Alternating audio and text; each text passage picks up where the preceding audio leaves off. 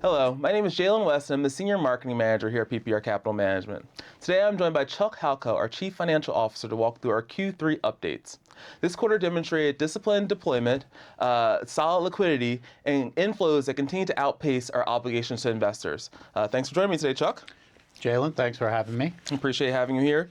So it looks like we ended the quarter with about $75 million in cash here at PPR, well above our $7.5 million reserve threshold. Can you talk about how maintaining a strong liquidity position enhances our flexibility for future deployment and how that positions us for 2026? Yeah, ideally, we have less cash on hand, obviously. We want to deploy as quickly as possible.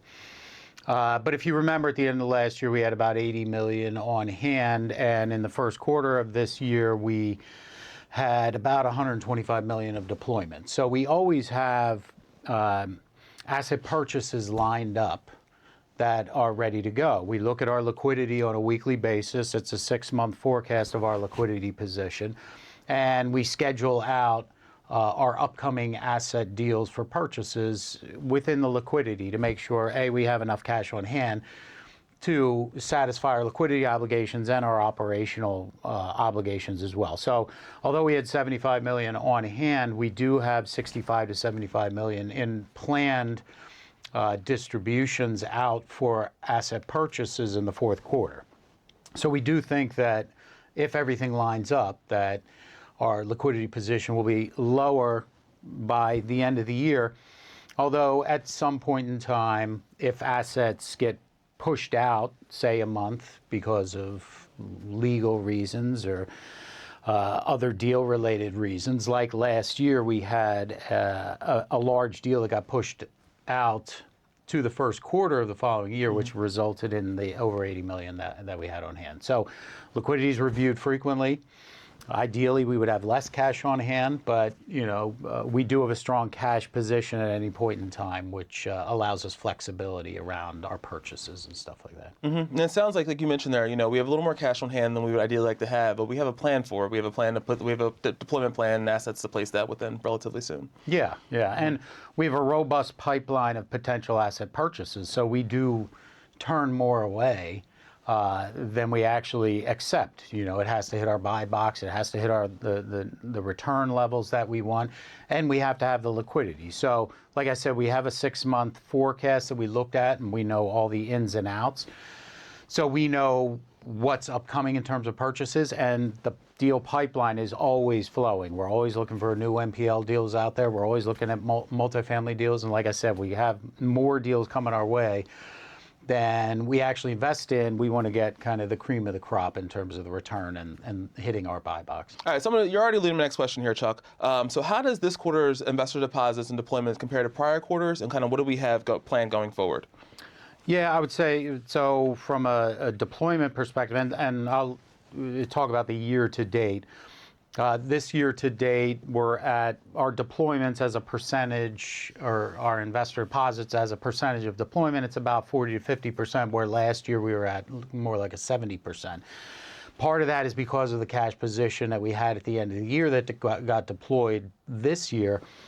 The other side of that is we have things like large bulk dispositions or securitizations or leverage that will bring lumps of cash into the firm, which then we churn that back around and turn around and redeploy it. So again, we're always looking at that liquidity position. We meet on a weekly basis, and we forecast out for the next 6 months to make sure that we have the money to deploy into deals. Mm-hmm. And to your point there, it looks like so far we've deployed a little over $200 million this year and brought in $100 million of investor deposits. Yep, and actually through today it's up to $120 million, so which is 20% higher than the prior year, which is excellent. And I think we're targeting to hit about 130, or hopefully a little more than 130 before the end of the year.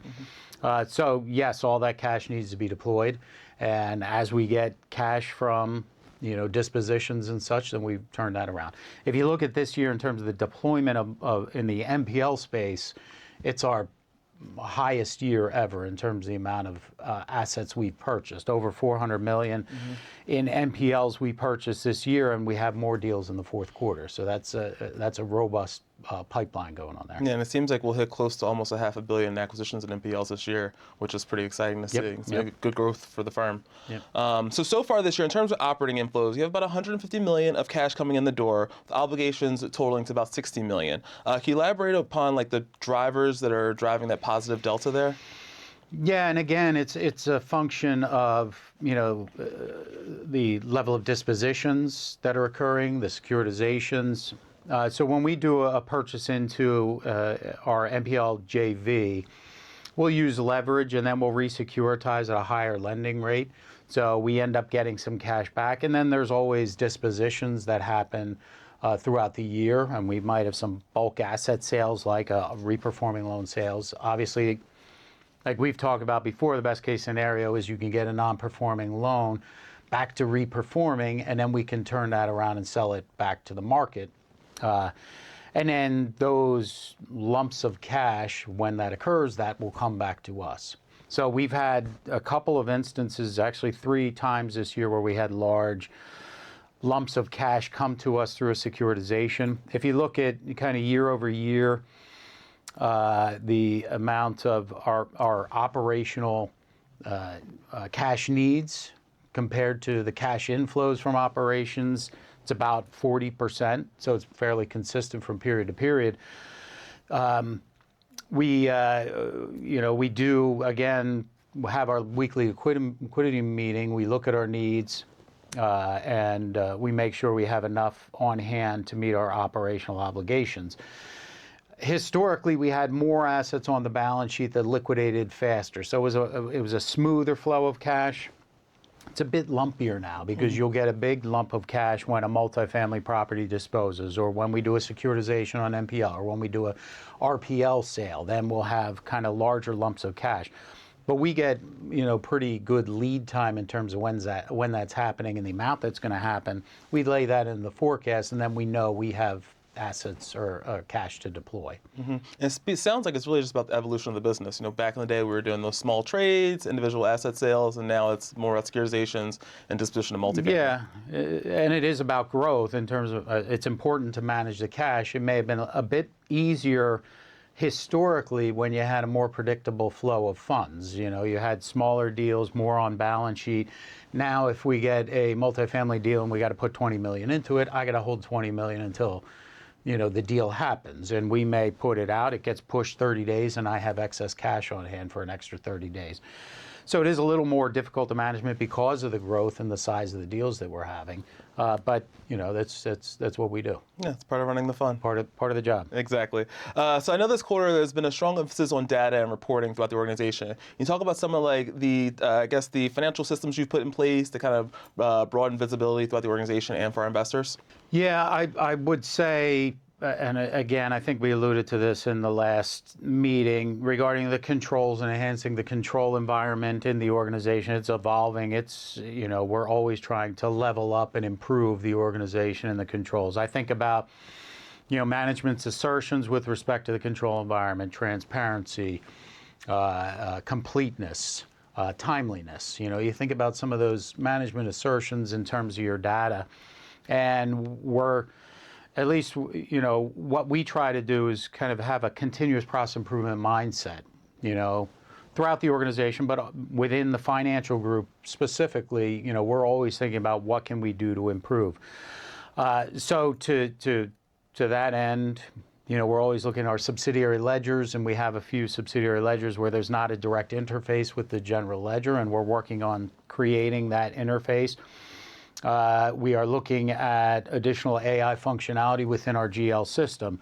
We've implemented some of the functionality and features they have in terms of anomaly detection, OCR recognition with respect to the imports on things like invoices and accounts payable.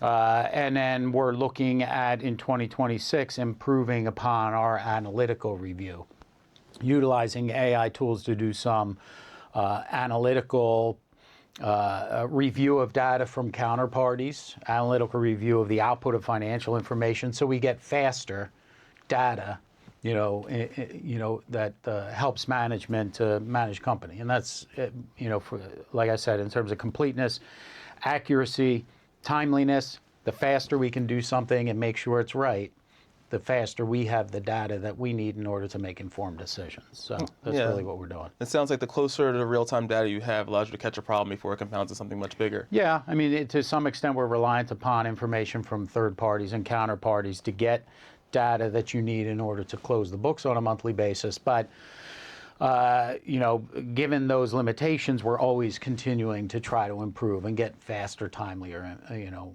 more accurate information. And it goes back to Steve's theme this year of level up, which I'm sure will carry into 2026 throughout the rest of the organization as well. We're always leveling up. Always leveling up here at PPR. That's right. All right. Well, thank you, Chuck. I appreciate this. Jalen, thanks. And if you want to learn more about PPR and our investment opportunities, feel free to visit our website at pprcapitalmgmt.com/schedule.